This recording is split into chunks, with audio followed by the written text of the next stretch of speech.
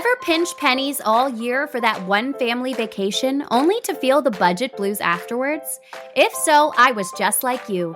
After 3 vacationless years, I stumbled on credit card rewards travel and cracked the code to amazing vacations that I could actually afford. Welcome to Wonderland on Points. In this podcast, you will discover how opening credit cards strategically can save you thousands on travel. We're not just dreamers anymore. We're 2 adventurous moms turning dreams into reality. Join us as we spill all the points and miles secrets. And contrary to popular belief, you don't have to spend $1 million to earn 1,000,000 points. Traveling on credit card points isn't reserved for those with overflowing bank accounts. It's for everyday people like you and me, learning to turn routine expenses into free travel. Consider us your points travel guides. This is Wonderland on Points. Let the adventure begin. Hi, friends. Welcome back. We're so glad that you are here for our episode today. We are going to be talking to our good friend Katherine about a trip to Antarctica and about giving up seats on airlines for vouchers. We're going to dig into all that in a minute. But first, Joanna, guess what I'm doing today? What are you doing today? I am super excited. I have won tickets to go to the National Christmas Tree lighting in Washington, D.C. Cool. The president will be there. James Taylor is performing. I feel like you appreciate a good old school James Taylor. I sure do. Trisha Yearwood is performing. A couple of random young artists, because I'm not a young artist person anymore. No. I don't barely know who they are, but it's going to be really exciting to be at the Capitol, in front of the White House, I guess, and see all of that. So I'm excited for the festivities. Yeah, that's going to be very cool. Although, do you have to park down there? Are you taking public transportation? It feels like it would just be madness. It is recommended that you take public transportation. I, however, am not. I am going to drive. I've already booked ahead of time a parking spot, so I'm hoping that works out because a lot of the roads get blocked off when they do this kind of thing. But it's really cool. If anybody wants to look into it for future years, it's a lottery system through the National Park Service. So you can enter a lottery in the springtime for the White House Easter egg roll. I've lived in the greater DC area for 10 years. I've never won the lottery for the Easter egg roll. I always want to go. This is actually my first year that I entered the lottery for the National Christmas Tree lighting, and they have both standing room only tickets and then seated tickets, and I got seated tickets, and the most you can get is 5 for one household, and I got 5 seated tickets, so I won the first year. I'm so excited. Maybe a lot less people probably enter it compared to the Easter egg roll. That's a little more famous probably. Is it? Well, I love a Christmas tree lighting, so I think this is going to be exceptional. I cannot wait to see your videos and pictures. We have just wrapped up Thanksgiving week, which came and went so quickly, and I was kind of sad about it. I'm still in that re-entry phase after a vacation, trying to get back into work. It's always difficult, especially this season, holiday season. I feel like I'm only half here. But we had the funniest time on our way back from Atlanta, and it was just highlighting to me how cool points and miles is, because we were supposed to fly out on the following day, and I had a Delta flight booked through Air France, great points deal. When I booked it, I didn't have a companion pass, so the 20,000 point Southwest flights were not an option. That would have been 40,000 points. That would have been crazy. So I was good. I was set. And then I went to a Christmas market and bought a giant bottle of elderberry syrup and did not even at all think, how am I going to get this home? Delta does not have free checked bags, guys. I never check a bag, so I never even thought of it. We came with our carry-ons. I was thinking about this the day before we were supposed to leave, and I was like, what am I going to do? I don't want to pay to check a bag. That's crazy. That makes this bottle of syrup go from $20 to $55. I didn't want to pay to ship it home. I knew that would be crazy too. So I'm digging around in the Southwest app, and I'm like, I have a companion pass now. There's lots of flights. There's a 9 p.m. flight. There's a 10:45 flight. We could just leave super duper duper late tonight. I could have a free checked bag. The points are about equivalent as to what I already paid because I have the companion pass. So it's about 10,000 each person. Maybe it's a little more than what I paid. My Delta flight was fully refundable. The points just went back into Air France. So it's like, that's the beauty of points and miles. We were able to be So much flexibility. flexible. And I didn't have to spend $55 on a bottle of elderberry syrup. Maybe I spent a few extra points, but honestly, it was worth it. Although it was such a nightmare and we got home so late and our baggage was delayed and our I car was cannot covered. do that. Snow Can't do the and late night. ice. Well, it's a little different with a 13-year-old than it is with she's not even 13 yet. I keep doing that in a couple weeks, guys. But it's a little different with a teen than with a toddler for sure. And when we got back, there had been a big snowstorm and our car was covered in a solid layer of ice and snow. I did not have a scraper. It was crazy trying to dig ourselves out. So by the time all was said and done, I was very tired. But we were home. And I didn't have to battle the Atlanta airport all through the following day. So points and and you got miles your for the win. syrup. I did. Can I just tell you that is not how I pronounce that word? I guess this is a Midwestern versus a Southerner because it is definitely syrup to me. Elderberry syrup, not syrup. What's funny is I'm pretty sure Midwesterners say syrup. And I don't really know at what point in my life I decided it was syrup, but I like the way it sounds. It just sounds fun. I had a young man at the boba tea shop yesterday ask me if I say caramel or caramel. And I said, I say caramel, but I want to be a person who says caramel. I say caramel. Oh, you do? Yeah, Oh, see, caramel. I want to say caramel. I think it sounds prettier, but it never comes out that way. Did you have pecan pie or pecan pie? It's pecan. It's pecan in the Midwest. Yeah, no, I grew up pecan. Well, I say pecan, like I enjoy eating pecans, but sometimes if it's with pie, I'm more likely to say butter pecan for ice cream.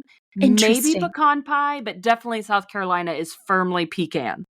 That's so funny. It's always been pecan in every iteration for me. So it's just funny how people say things. But also, if you don't know, elderberry syrup is incredibly good for your immune system. And if you can get it well sourced with good ingredients, it will kick any cold or flu in the butt if you take it while you're sick. So good stuff. Had to get good that stuff home. For this time of year. Yeah, especially when it's, everything was organic. It was harvested in the mountains of northern Georgia. I was like, all right, I gotta take this. So it worked. Points and miles for the win. I cannot wait for you guys to hear this episode with Katherine. I just love her. She's just a joy. Her. She's a joy. She's so accomplished. She's so incredible. And, I knew I was going to love her the moment I saw her because she had on the most incredible pair of colorful, fun overalls at the Travel More conference. It was the best. And I was like, this girl, I love this. Love her energy. She is giving me fun right now with all of those colors on the overalls. I know. She's amazing. I was just instantly attracted to her energy, and I hope and believe we will be lifelong friends. And she just has the most fascinating tales. And this one in particular is one you're not going to want to miss. She is an expert in the travel space. She's been to all 7 continents, and she's just full of wisdom. So we're going to let you hear our interview with Katherine right now.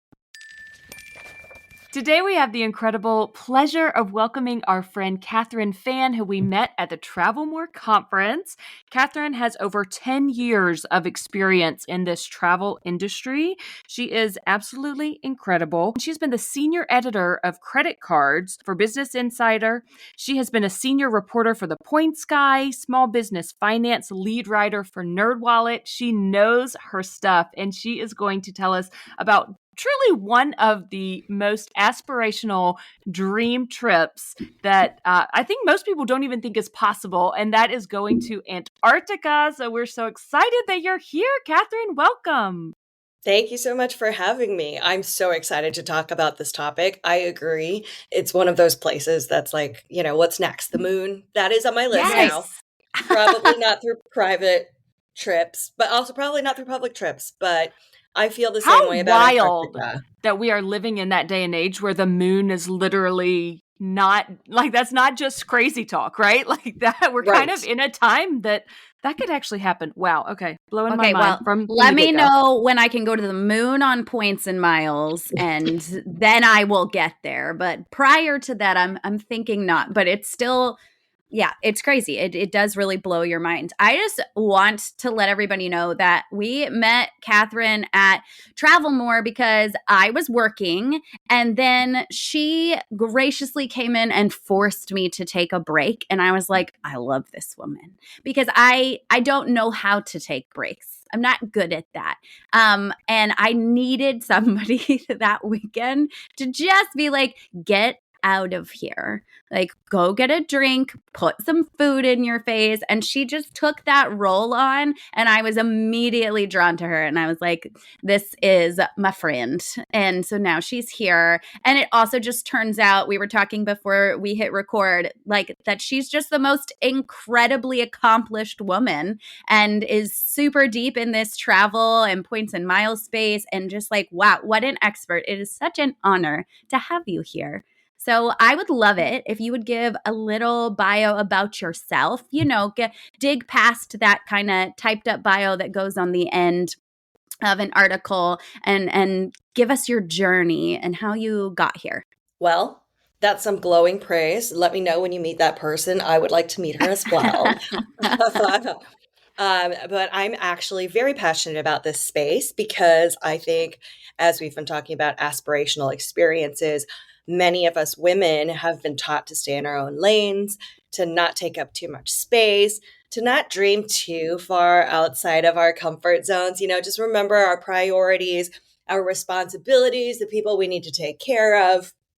And all of that is wonderful if that is what you truly want to do. But I feel like what I love about Points of Miles is it allows you to think just a little bit beyond there without compromising those responsibilities or cares. For instance, you want to take your family on a trip. You don't have to do it at the expense of, their college funds or putting dinner on the table. Right. And that's just beautiful to me. My Points of Miles story actually begins, let's see, I would probably say in 2011.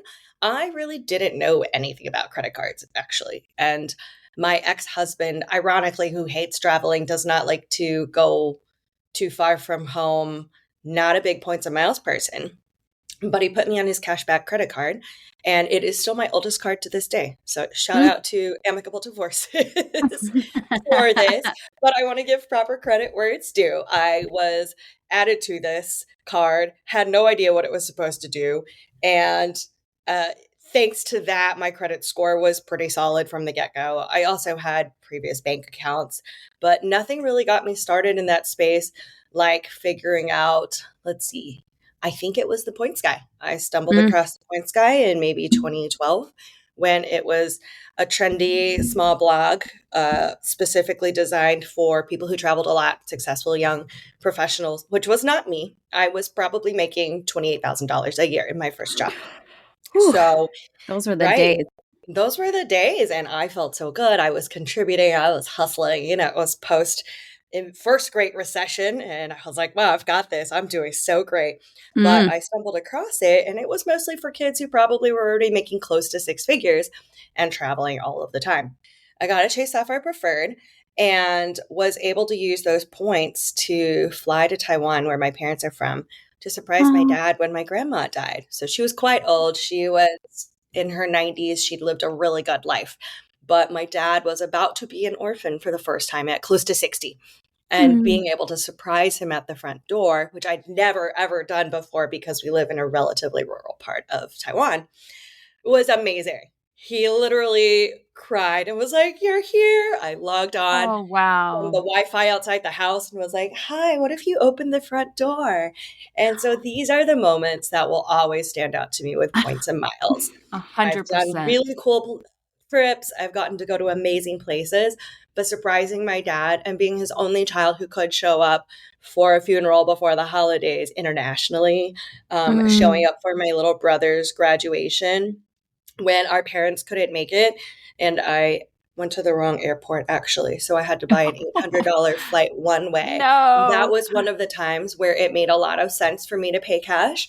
And I was so grateful I was able to do it because I did all the rest of my flights on points and miles.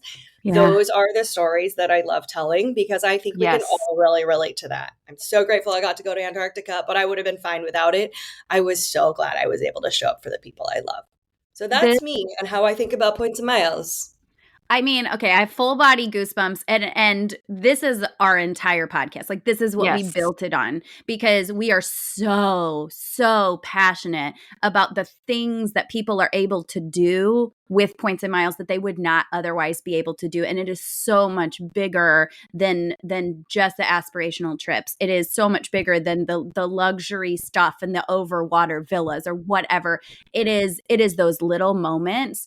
I mean, I just got back from Atlanta, which I would not have been able to do. My 93-year-old grandma was like, "Are you coming for Thanksgiving?" And I was like, "I don't know, Grandma." But you know what? I had a stockpile of points and I found a flight and we made it happen. And like, those are the moments. Those are the moments. Ugh, goosebumps. I feel love it. Same. Ugh. I just went to a funeral that I would have maybe gone to, but it would have been a little more stressful having to pay for a last minute flight. I had Southwest points. I had a companion pass. So I took my daughter, and you're right. That is everything. That's why we love points and miles. But today we are going to talk about something a little more glamorous than the funerals. And that is, you have been to how many? What is the current country count? What's the Ooh. updated current country count? My country count's actually pretty low because it's a metric I don't necessarily value that much because I go to the same countries a lot. My family is in Right. Asia, so I go there a lot.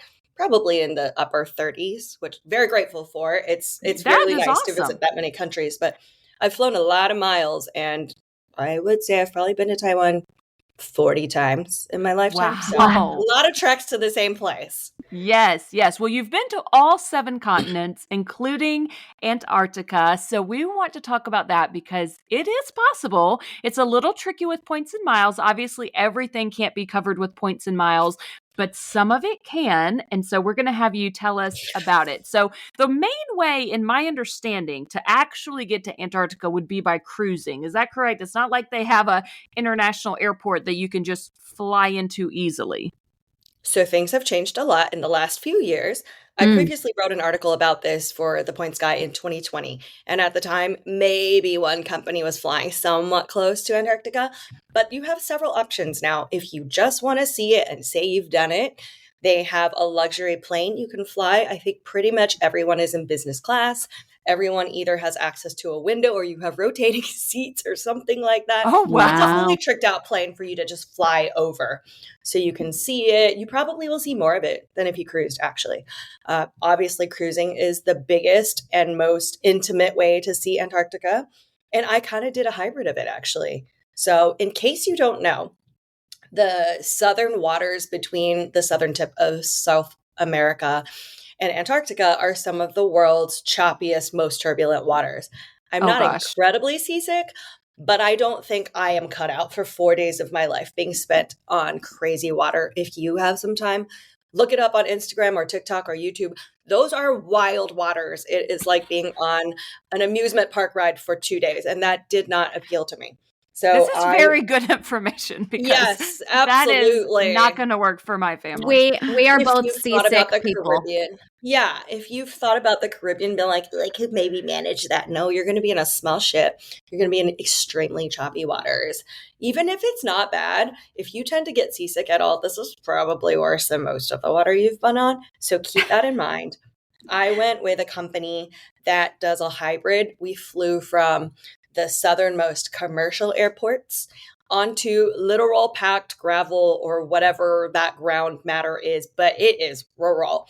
It is, I think it's essentially a base they use for the scientific researchers who come in, and they have chartered planes that fly in. They're still, commercial sized aircraft, but they're landing on extremely packed ground. And it is trippy. It is cool. It feels like you've automatically been transported to another world. From there, they put us up, hustled us directly onto our ship. To get on and off of the ship, you get in little Zodiacs, which are those inflatable little rafts So with cool. engines. They're pretty zippy. They're pretty awesome. And then you jet off onto your little cruise boat. And ours was just big enough for, I think we had 94 people on board, and only 52 of us were guests. The rest were staffers. So if you're going to Wow. Antarctica, I believe there's some kind of regulation where if you have more than 100, if you have a ship with more than 100 passengers, you can only take turns getting off of the boat at different times just to preserve the integrity of the area. Yeah. There are some really strict treaties in place protecting the place from tourists, which is super necessary. Mhm. But Absolutely. kind of the way around that is get on a smaller boat. We were so grateful we got to get off every single day, twice a day. So we eat an amazing breakfast, bundle up, and then they'd take us on one excursion on the Zodiacs, come back, eat another amazing lunch. And then we'd go out again on the Zodiacs. But in the afternoon before dinner time, they had happy hour. It's kind of like a lunch and learn, but with drinks and experts. And all of Yeah. our guides are career outdoors people, scientists, researchers. So they would teach us about things like whales or ice, polar ice, permafrost, whatever the terms are. And it was fascinating. That's amazing. I have to know what wildlife you saw, because for me, I'm a huge animal person, and it's really the wildlife of Antarctica that just would be. I would probably cry. I'm not going to lie. I would cry all the time. Every time I saw something new, I would cry. It's a really good place to cry, honestly. You feel so in touch with nature. I would say, oh, I wish I were better at being present in general. Mm. Antarctica, though, a great place. It makes me feel like I'm really good at being present. There's literally nothing else to do but to be one with nature. I think there are so Yeah. many spots already now in the world where you can just see the imprint of human interaction with nature. We're usually not very pretty either. Mm. Right. So Antarctica is very stark, and it's very sad as well if you're an animal lover, because it has such a long history of being a place where almost all of the whales and seals in that area went extinct. Well, almost went extinct. During the Moby Dick era and the times after it.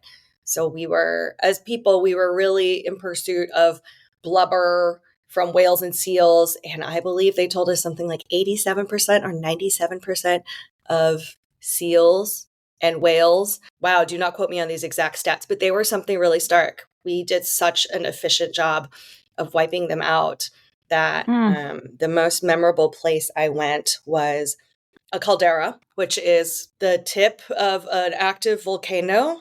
Yeah, Don't we quote me learned on these about that exact terms. on our Greece episode. Yes, yes. Making me go right back to fifth grade geography. But no, we sailed into a caldera, and it's trippy to go from 25-degree water to 110 degrees. We have knee-high wader boots.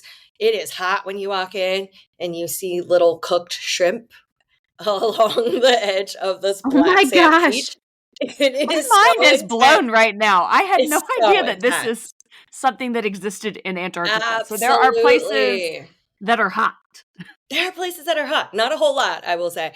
But that one is one where I was like, where am I right now? Did I already make it to the moon? But this area used to be an old whaling facility. And so they have all this leftover equipment from back then. They've got massive boilers. They have abandoned little cabins. There is a full-blown whale carcass, or not carcass, but the skeleton sitting on the beach. And it's probably 60, 80 years old at least. Okay, Maybe I have 100. to be honest, maybe this is like me having a hole in my history and my education. I did not realize that, like, prior to the technology that we have today, like, we were reaching Antarctica and doing things down there. Like, it seems like it would have been so difficult to be doing things of that scale, as difficult as it is to reach with modern technology. I had no idea. That's sad. I do think people might have been braver back in the day. I was definitely not getting on these ships. But yes, so people have been sailing all over for centuries. I also did not know this, but I will tell you, I had a lot of downtime on board and I read Endurance, which is the story of, I believe, Ernest Shackleton, who's one of the Mm-hmm. foremost people who discovered and explored Antarctica. And it is a hard book to read because it's basically he and his team getting lost and frozen over and over again with inadequate gear. And it really speaks to the amazingness of human sheer willpower. Yeah, But it was really magical to read that book while I was tucked away in a very cozy library on the ship. But I learned so absolutely. much, and it gave me so, so much respect, not just for the people who have explored it in the past, but for the nature that continues to just be one of the most pristine, untouched places for now. For now, and For hopefully now. forever. Can I just Forever. I would love to. interject a little bit for all of my mom listeners out here? There is a book that I read to my nanny kids, and it is Ernest Shackleton's story from the perspective of his sled dogs and the team of dogs that went with him on that adventure. The dogs are the narrators of the story. It is so cute and so good, and they put so much actual history in it, but it is just an amazing read. So for anybody out there that's like, I really want to teach my kids about Antarctica and this story, it was good. I can't remember the name of it, so I'll find it and put it in the show notes. But that just made me think of that. I totally forgot that I had read that book. It's very cute. I love that. And Well, probably a lot less dark. Yes, yes, that would be nice. And literal darkness, because if you want to go to Yes. Antarctica, you go in the summertime. And it's always mind blowing to me, as someone who grew up not near a pole, to know that you can have literal 6 months of darkness. I think that would be so hard. Oh, So hard. I can't even stand right now in the Midwest when it's dark at 5 p.m. I cannot function. So I Mm-mm. can't imagine. Is Where it the- our summertime for the United States? It's Yep. opposite, right? So it'd be Yep. our winter, Southern their summer hemisphere. is where you want to go. Mhm. That's Okay. right. Were there emperor penguins? And did you get near? I did not see emperor penguins. I saw so many penguins. In fact, our guides joked to us, penguins, they are the smell of Antarctica. And it The is very, smell? very stark. Yeah, I did not get this from any of the photos, but you will smell so much penguin poop everywhere.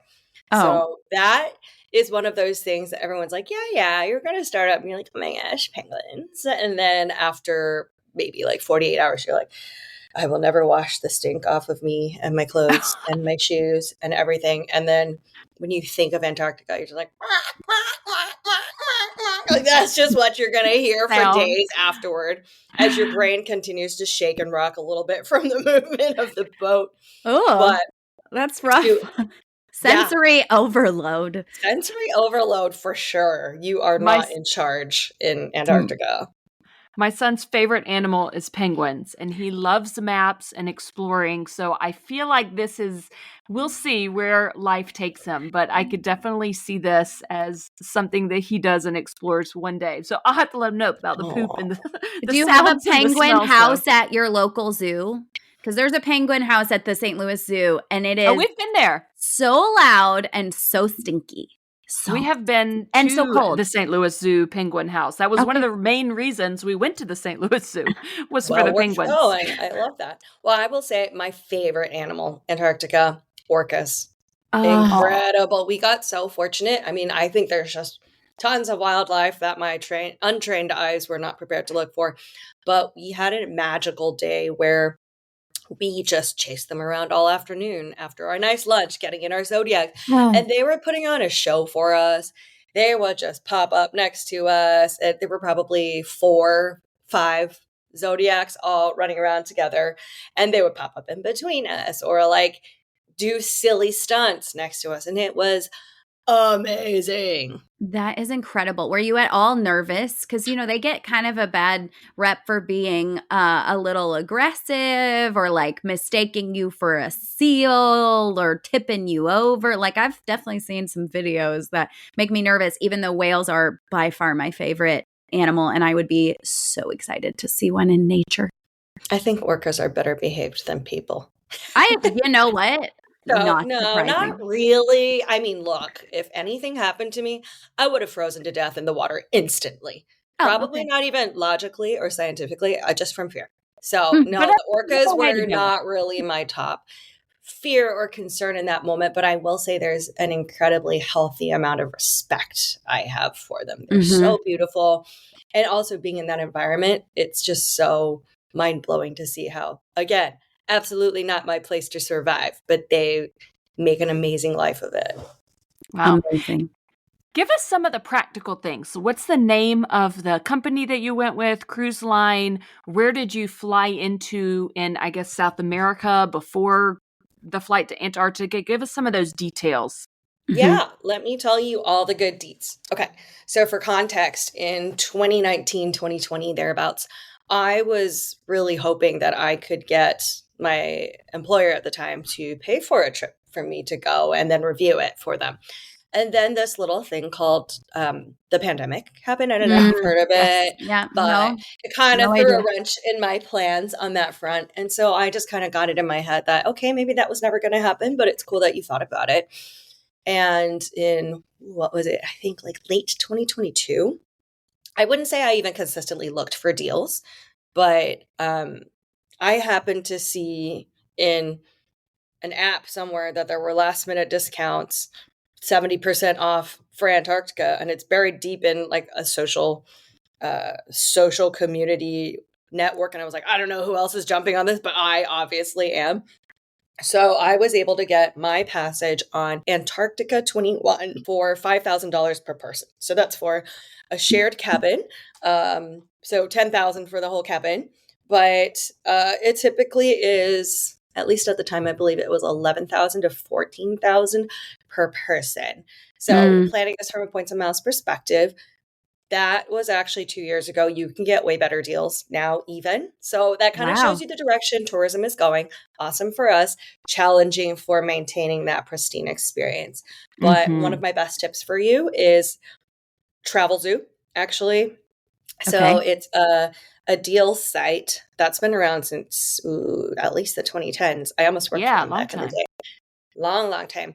They're moving to a membership model in 2025. This was not intended to be an ad for them, but I'm a little bummed about this actually. So now you have to pay for the membership. It's only $40, but still. But they consistently post the best deals for like that and the Maldives and stuff like that, where you can get really, really good deals on cash. So sometimes Mm. it just makes a lot more sense to pay cash instead of points. But obviously, if you're going to Antarctica or sometimes the Maldives, you still have to figure out how to get yourself there. So that's where Right. my points and miles stash really helped. So I plunked down $5,000 from my fund I never thought I was going to use for Antarctica. So that is a huge privilege, absolutely. But the points and miles stash really helped because a last minute trip down to Chile usually would cost a couple grand as well, but points and miles got me there. So I flew into Santiago. Usually the two places you would fly to and from are Argentina and Chile Okay. because they're long and skinny and they go down to the southern tip of South America. These are all technical terms, by the way. So I flew into Santiago, which is a pretty major airport. I'm fairly sure I can look it up, but I probably used my Chase Ultimate Rewards. It probably would have been Star Alliance. And then, if I remember correctly, I flew from Santiago down to the southern tip, which is called Punta Arenas, on cash. It just made more sense. So I looked that up on Google Flights. It was probably somewhere in the $300, $400 one way range, as you Mhm. would expect. And then from Punta Arenas, the travel company, the package comes with a night on either end of your trip. I did a 7-day trip. But the thing to know about Antarctica is you want to be extremely flexible. So this is where people with points and miles really come out ahead because everyone who's paying in cash, you know the drill. It's such a pain in the butt if you have to change your flights, Yep. reschedule anything, especially last minute, especially with international calls. So points and miles are definitely the way to go. The day we went in, they kind of suggest that you plan for 5 to 6 days on your cruise ship because it's all weather dependent. You Mm. want to make sure you're not going in terrible weather. And especially because we flew from Punta Arenas down to King George Island, which is where that packed gravel landing strip was. Because of that, we had to make sure all the weather conditions were super safe. So actually, we showed up for orientation. It was supposed to be in the afternoon of the first day we arrived. We were supposed to have a night in the hotel and everything. We get down there at 2 p.m. for our orientation, and they said, actually be prepared to go immediately. So all of us were like, what's going on? It's pretty overwhelming. But they were like, we have an amazing pocket of really good weather right now, and then we're going to have a storm for the next few days. So you're going to get an extra night on the ship. So go enjoy. So it was a little more hectic than we would have expected or planned for. But keep that in mind. If you go down there, that's kind of what best case scenario you can expect. Worst case scenario, the trip after us ended up having to cancel their whole cruise because that same storm took out the first 4 days or so of when they were supposed to sail. So sad. Yeah.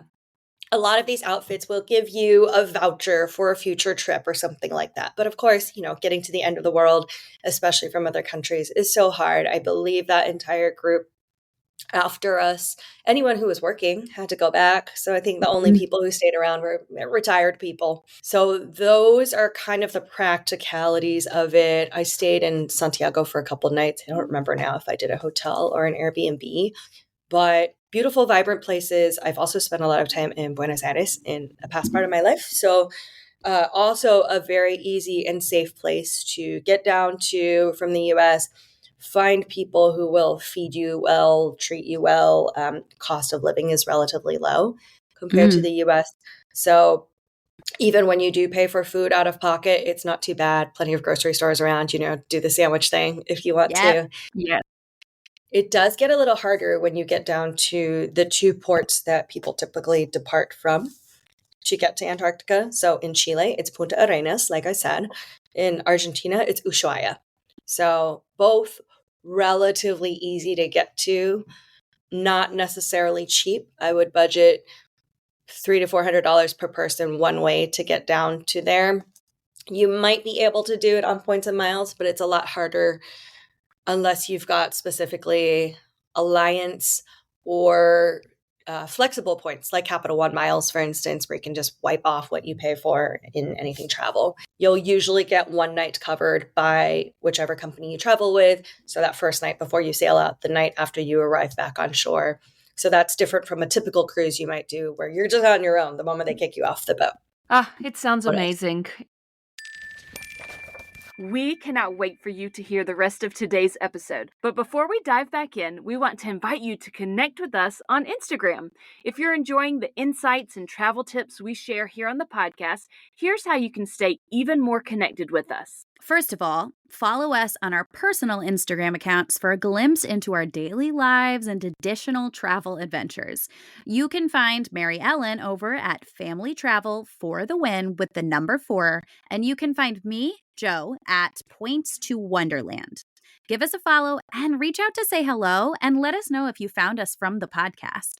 And of course, for all things podcast related, head over to our dedicated Instagram page at Wonderland on Points Podcast to stay updated on upcoming episodes, behind the scenes moments, and maybe even some exclusive content. Plus, if you're a visual learner, check out our YouTube channel with the same name. We plan on launching full video episodes in the near future, and we would love for you all to join us over there. Your support on these platforms means the absolute world to us, and it's a fantastic way to be part of the growing Wonderland on Points community. So grab your phone, hit that follow button, and let's learn how to travel on points together. And now, back to the show. So you mentioned because of the choppy waters, you chose to go with that more hybrid model where you flew and then just cruised directly around Antarctica on a smaller cruise ship. But I know there are some really large cruise lines that take people there now. So what are the options if people don't get too seasick, if they want to do the larger model? What options are available for people? Yeah. So like I said, a lot of things have changed even just in the last 5 years. So right now you can fly over Antarctica and not touch it at all. You can do that hybrid, get flown into the closest port and then depart from there. And then as far as cruise ships go, I think there are 3 main buckets of outfits available now. You've got your typical massive cruise ship. Some of the companies are starting to take people out there. I think that's anywhere from, let's say, like 300 to a couple thousand people on board the ships. Wow. Typically, with a ship that large, you're not getting anywhere close into land. You're definitely not getting off of the ship. It's just too much logistical effort. And also goes against that tourism treaty we talked about for people to depart on those types of ships. I think most of the cruises you can get on in Antarctica are a little larger than the one I did. So if you're on a boat that takes more than 100 people at a time, like I said, you're going to have to rotate, take your turns. Only so many people can disembark at any given time. So you will be sharing with your fellow travelers. So when you're pricing out, if you keep that in mind, anything that feels like an incredible deal, there's probably a little bit of it's not a catch, but there's a reason why you are paying a little bit less. But I will say one tip to keep in mind is if you have schedule flexibility. For instance, I was a homeschool kid when I was little, and you want to homeschool your children in South America for a while. Homeschool. Your best option here is actually to just go and camp out in those ports and wait until someone cancels their cabin last minute. You never know when it's going to happen, or maybe they didn't fully sell out. They are usually looking to fill up a small cruise like this. So you might be able to get a really good deal. I think kind of what happened with the deal where I got 70% off was exactly that. They just happened to have a few extra cabins on this particular sailing, and they were willing to discount them. That's incredible. It's very interesting to see how the options are expanding. Hopefully they'll keep maintaining the, the land and the ecosystem the way that they are now. Do you know who owns Antarctica? Is that a weird question? That is an interesting question. I never thought about that. I just, when you were saying treaty, I was like, well, treaty usually requires, countries treating with each other. And who does that? Who's in charge? I don't know. Yeah, this is actually a fascinating topic. So great question about who, quote unquote, owns Antarctica. And the great answer is no one really does. So as we discussed briefly with Ernest Shackleton, that was a great age of exploration, which back in the day meant one thing. And these days it just means you put your flag down and claim it for your country, and that's it. But I believe my understanding is that somewhere in the 1900s, a bunch of countries came together and agreed, hey, we all want to have some claim to this place, but let's preserve it for science. So I believe there are now 55 countries that all agree to this. It's pretty fascinating. I learned it in one of my sessions post-Zodiac while sipping a drink. So do not quote me exactly on how all this works, but it's pretty amazing. Go look it up. All of these countries have come together to agree that this is kind of a no man's land. It is predominantly being preserved for science, but no one particular country owns it. And if they ever decided to change that, there are about 12 countries, I believe, that already have previously staked some sort of claim to this territory. Honestly, in this day and age, the fact that like 55 countries can agree to not be greedy is crazy to me and just doesn't seem possible. So that's nice. That restores a little of my faith in humanity right there. I also am super curious about the orientation you mentioned. What is that like? What does that mean? Yeah. I'm the kind of person that doesn't really like reading IKEA instruction manuals. So when I say that this was a fascinating orientation, you can believe me.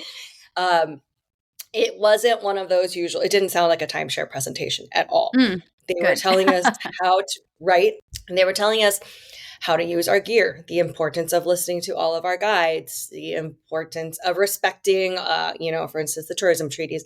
I would say the thing that stands out the most is actually never touch the ice. You are allowed to stand on it. You are not allowed to kneel on it, sit on it, anything like that. Because as humans, we're gross and we have all of these germs that we carry with us. So because they are trying to keep the area super pristine as best as we can, we had to maintain 15 feet from all of the animals at any given time. If they came toward us, we had to back up. And it's because penguins are really sweet and they're kind of clueless. And they're definitely used to seeing humans now. So they don't really know what to make of us. But if you really wanted to touch one, it would be very easy to. So I really appreciated that they respected that the whole nature so much. And they were like, you will stay away. And if we see you violate that, you will go on the ship and you will not get off again. So just super helpful ground rules for knowing how to respect the space, knowing how to be mindful of the footprint that we have as gross humans. um, and it was just lovely. I liked that they taught us how to think about the place. I think that's so important before going into a space that's not familiar and not just taking our human perspective into it, but even our influencer mindsets. So yeah, I don't remember seeing anyone filming hardcore content or anything like that. And it's partially because it's just really hard to fully capture the beauty of that place. I don't know if this happens on all cruise ships, but it did on ours. We had a dedicated photographer and they got amazing and wonderful photos of us.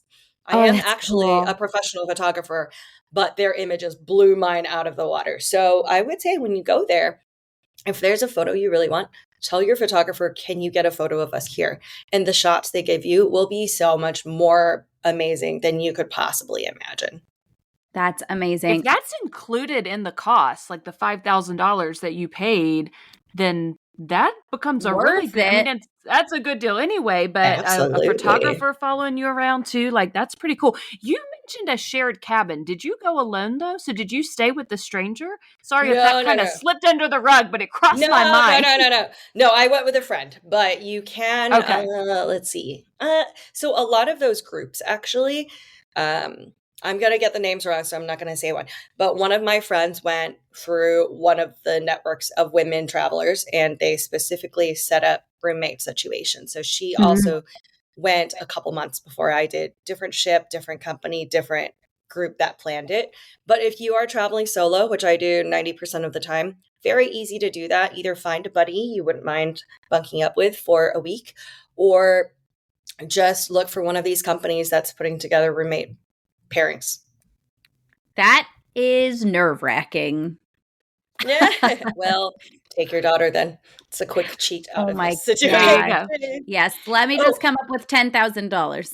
But actually, I was just absolutely. thinking about how much it costs to book a wedding photographer, and I was like, skip that and just go to Antarctica and get some There you go. professional Just get photos your down wedding there. there. Yes. Amazing. Oh, and as a quick note for people with kids, there was one family on our cruise that was pretty cute, actually, clearly pretty wealthy. But they came in from Australia, and I think they had two boys. One was 16 and one was 11. So I would say if you've got a kid that's on the upper edges of grade school, maybe in middle school, that's a pretty solid age. He looked like a smart, studious little guy. And he was really fascinated by all of the learning sessions in addition to the Zodiac cruises. So I think that's a really good age.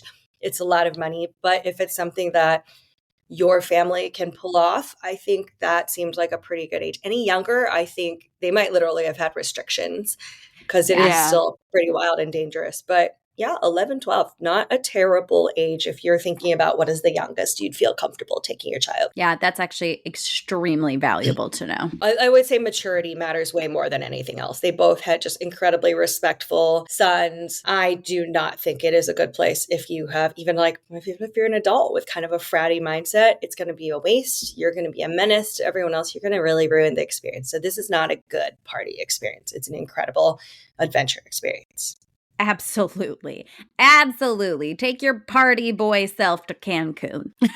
All right. Well, I feel like we barely have any time now to dig into this other topic that we were going to get into because you sent us an article that you had written and it kind of brought up some things that have come up recently, especially it seems to be more common around holiday time, where the article was in Business Insider and you were talking about getting $2,500 in travel vouchers for giving up your seat on a flight. And this is fascinating. And Mary Ellen and I were chatting about how we wish that we had more flexibility because it is our dream to be able to take advantage of one of these situations. But can you just give us all of the details, the airline, the rebooking process, if you could negotiate, like just dive into what you wrote and more. Yes, absolutely. So I think we can actually get through this topic pretty quickly because there's no tried or true rule to it. It's going to vary from airline, from situation, and all of that. So Here are some general guidelines I would say to keep in mind. Obviously, it is way harder to do this if you were traveling with anyone else, let alone children. So, this is definitely something to put in your back pocket for when you're traveling solo. But I either book one of the earliest or one of the latest flights in the day. Mhm. Latest flights, because then I have a lot of schedule flexibility to take an earlier flight if I want to. When I book the earliest one, it's because I don't want to get delayed. So Yeah. typically, you'll see me book an early flight if I have to be somewhere at a certain time, and you'll see me book a late flight if it doesn't matter, because then I can choose whatever I want. Now, in this particular situation, this was my connecting flight home. Southwest, the way they work, lots of connecting flights because they don't have dedicated hubs. They kind of do the point to point instead of that hub and spoke model. So I believe when I got into New Orleans, there had been a lot of weather that day already. So a bunch of people were delayed. I wasn't Mm. impacted, but there had been people who'd been waiting for hours. I saw this cute little child having a meltdown, poor baby. Oh, And a Oh my, so nightmare. it was that's such the a nightmare. And worst. she was a little bitty. And there were, I think, maybe half a dozen toddlers on this flight. So it was 8:30. It was a quick hop home to Austin, but they were trying to outrace a storm that was coming up in Texas. So they were like, we got to go, we got to go, we got to go. So everyone gets on this flight, and I didn't think much of it. We sat at the gate for another 5-10 minutes, and then a flight attendant rushed onto the plane and was like, hi, so our plane is overweight. We are trying to take off right away.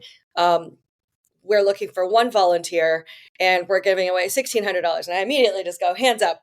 I have lost out so many times to someone being faster than I am that I think the competitive part of me is just like, me done. And I also know how this system works. So if they're starting with 1,600, I know they really want us off right away. So like, done. Here I Yeah. am, have my seat.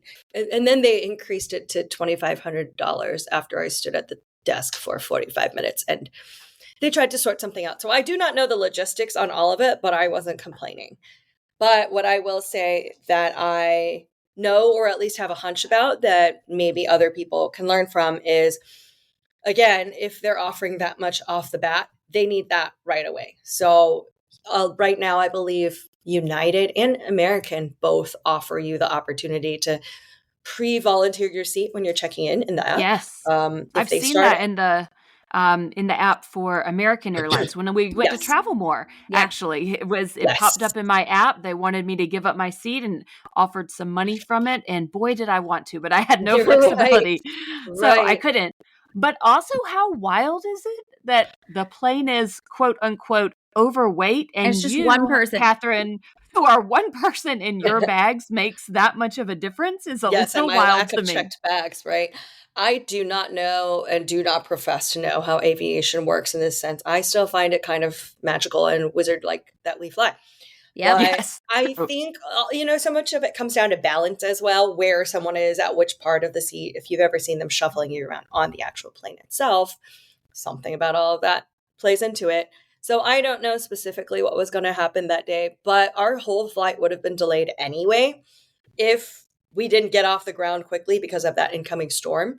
So I was like, well, So you are a hero.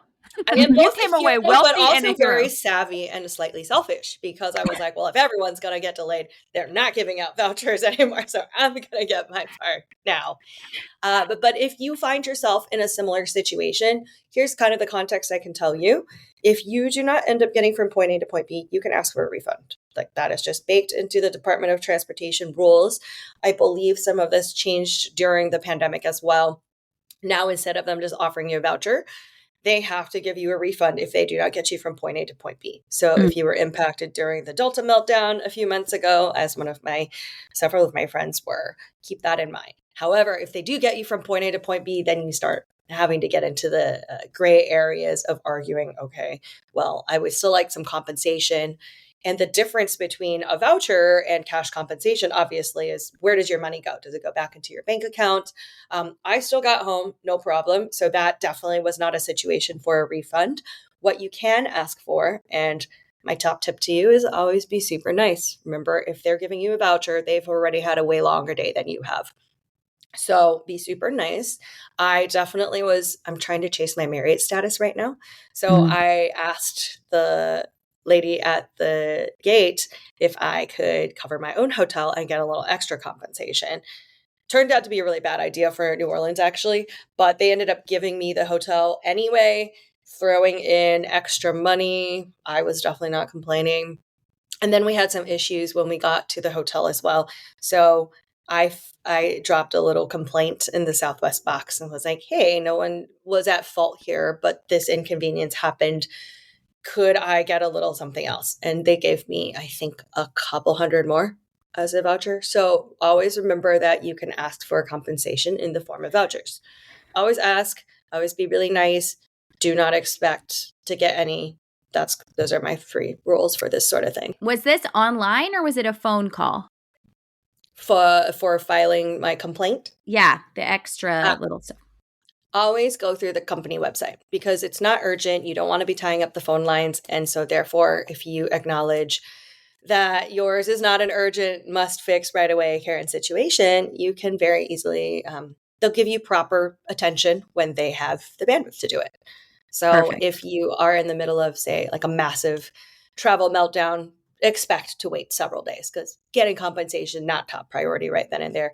But I think from just total personal experience, being super respectful and being very appreciative for what they've probably been through the last few days, they usually are at least courteous when they respond back, and a lot of it is at their discretion. So regardless of the airline, just remember that they're people and they're usually pretty incentivized to keep you happy. I feel like Southwest is generally pretty good and pretty generous with offering credits and things. Like their customer service for me has always been very good with just with getting vouchers and things when things have gone wrong. It's been good for me. Question about baggage. So if you got off that plane, in your situation, you didn't have a checked bag. If someone did have a checked bag, their bag is probably already going to go to their destination on that original flight. And so maybe you needed to buy, if you didn't have anything with you and you needed to buy a couple things. I mean, there are times that it takes a couple days to get another flight and get you where you need to go. Does the airline cover that cost? Does just you try to pitch it to your credit card? Yeah, so great question. My mom taught me this when I was a teenager. Never travel without your toothbrush and some extra socks and underwear in your bag. So true. It just lives in my backpack. Even when I don't travel, I use this backpack every day. Just get one of those amenity kits, stick socks and underwear in it. It's like such a granny piece of advice, but it's such a smart one. So always have that in your kit. Now, that being said, obviously, we can't always prepare for that sort of thing. So I think in this particular circumstance, yeah, I didn't end up needing any toiletries, but you can. Absolutely. So I think it's very similar to asking for compensation from the airline. You can always file the claim, save all your receipts, and explain the situation. I would never suggest lying, but do just put it out there because the people who are adjusting these claims will go through and say, okay, well, you were supposed to land at 9 p.m. You did not land until 11 a.m. the next morning. So that is still a delay. And since you will have paperwork from the airline saying, this is why I got off this plane, blah, blah, blah, just file it alongside of it. It's hit or miss, but I would say your chances are better than not that you might get reimbursed for those expenses, especially if it's nothing ridiculous. Don't go buy a steak dinner for your family, but very few people will begrudge you toothpaste. Right. And keep in mind, too, that never spend anything you're not willing to possibly have to pay for out of pocket. So don't go in there expecting that, I bought a whole new outfit and it's going to be covered. But I have had travel insurance work out really well for me on credit cards.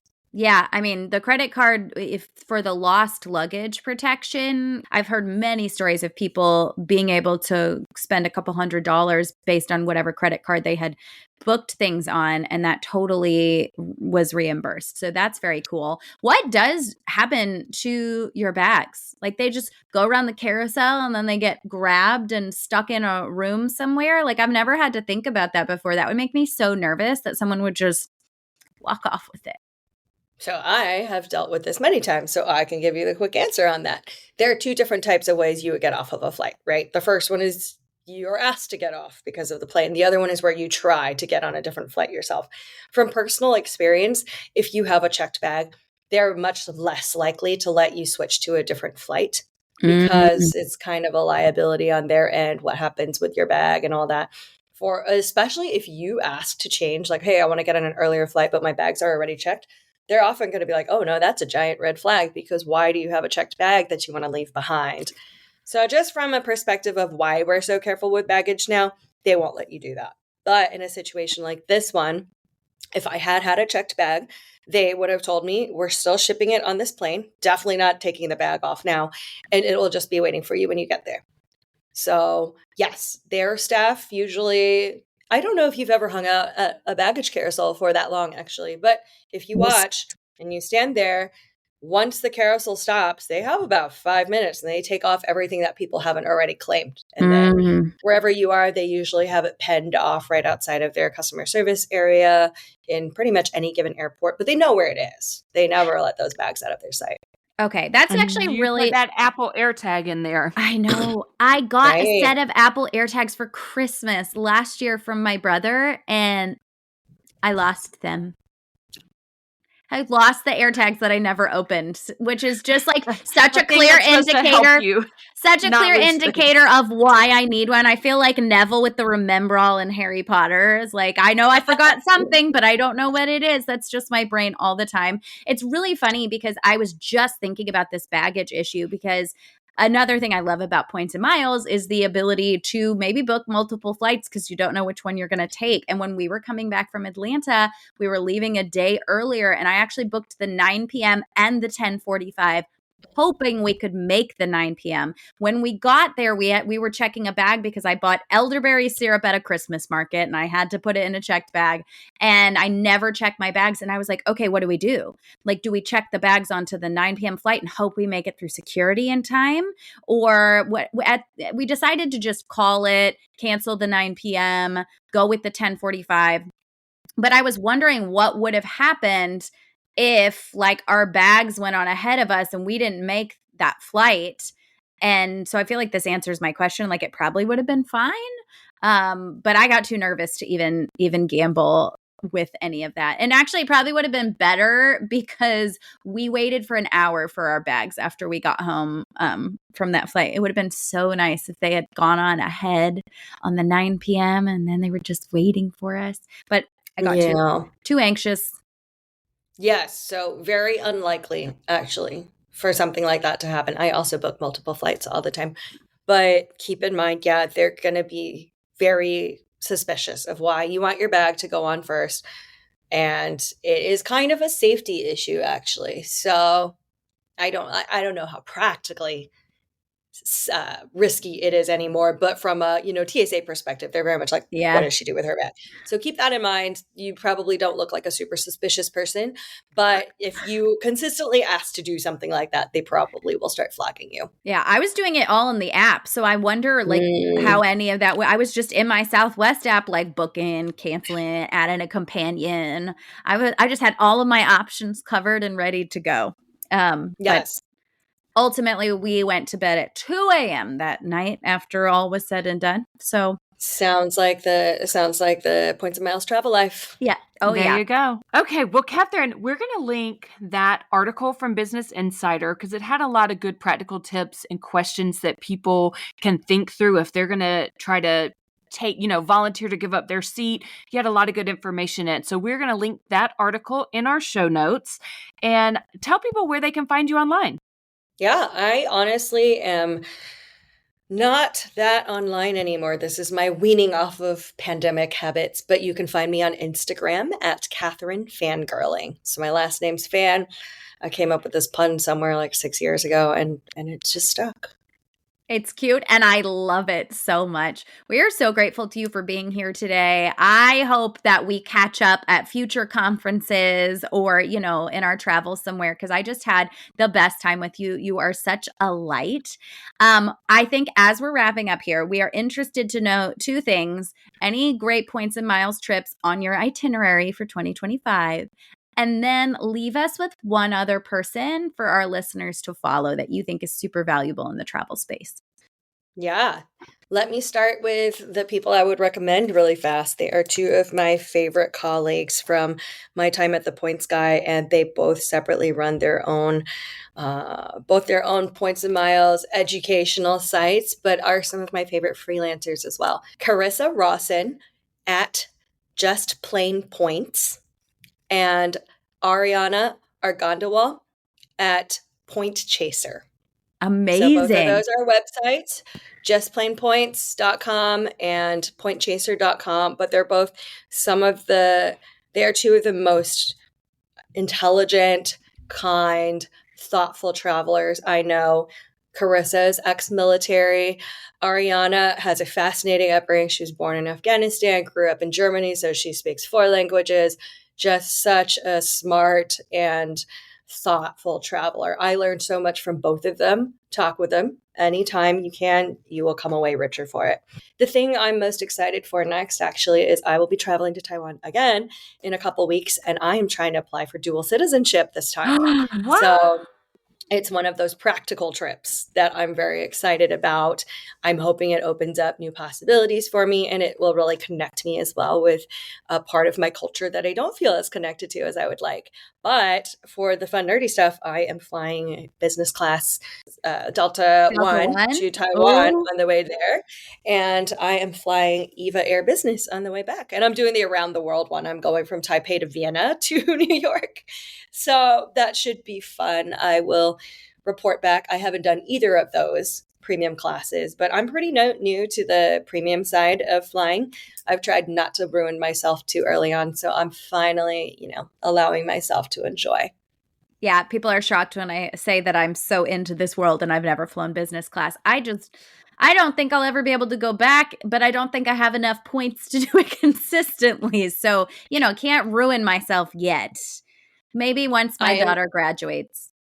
Yes, I am a diehard economy. I say I'm economy sized quite often. If you are economy sized, enjoy it because it really does open a lot more flexibility and possibility. Yeah, both of us, Mary Ellen especially, is taller even than I am. And I know we have some knee and back pain in economy on an airplane, but you suffer for what you love. It's true. Absolutely. I will shrimp up in a seat any day.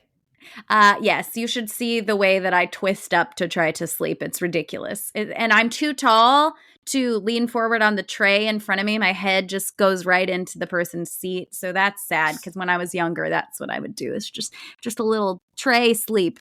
Anyways. I remember that too, but I think seat pitch and the amount of space you have between rows is also shrunk. So I have a relatively short torso. Yeah, no, it wasn't us. They changed that. Okay, that makes me feel better because I was like, what happened to me? Because I fully remember being able to do this. And I've been the same height since I was like 11 years old. So I was taller than everybody.